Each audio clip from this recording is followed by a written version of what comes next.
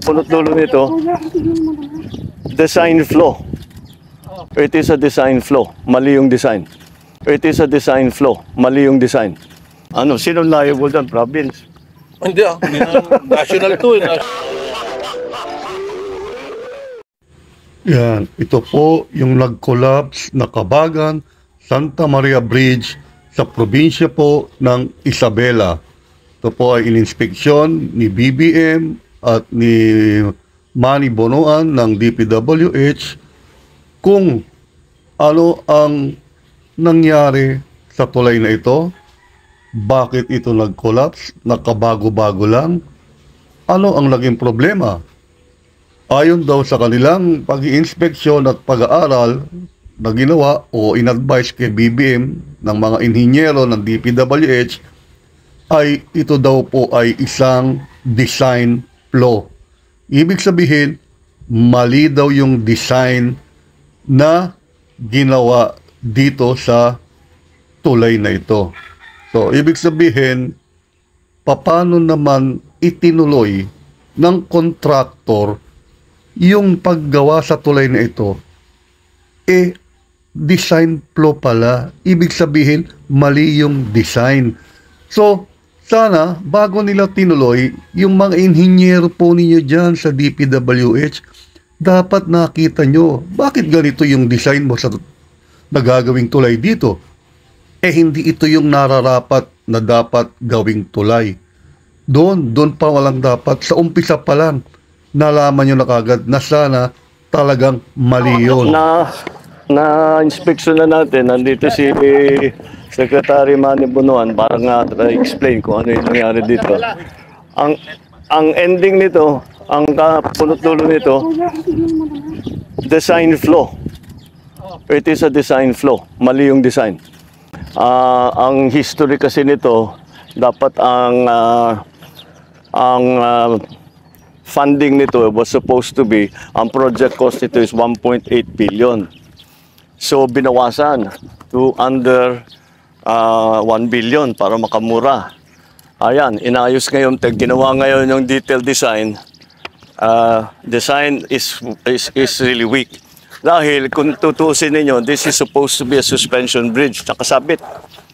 Ganyan yung arko na ganyan, tapos yung bridge suportado ng kable. Ito lang ang suspension bridge na nakita ko sa buong mundo na hindi kable. At yan na mismo ang bumigay. Ayan, diyan bumigay yung bakal. Kung kable yan, hindi dapat bumigay yan.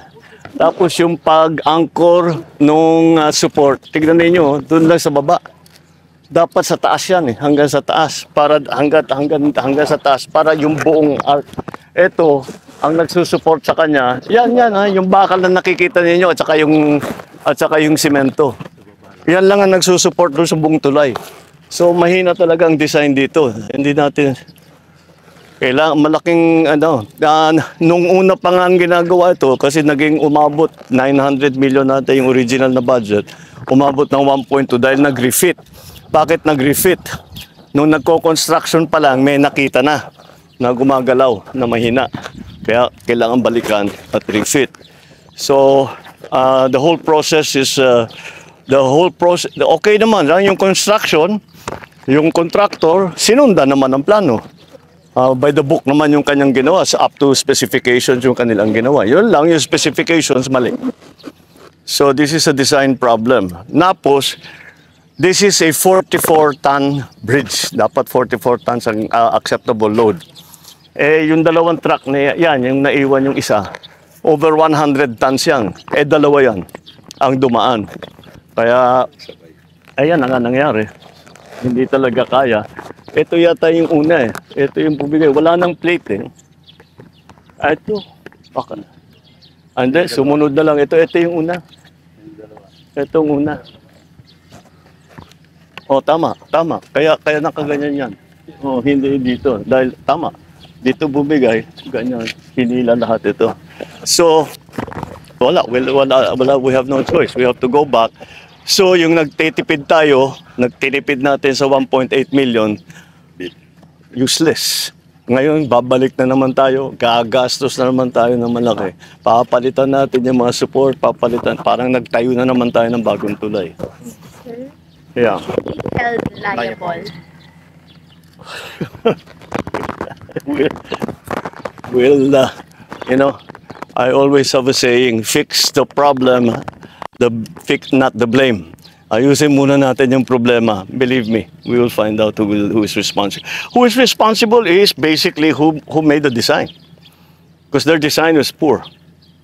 Look what happened.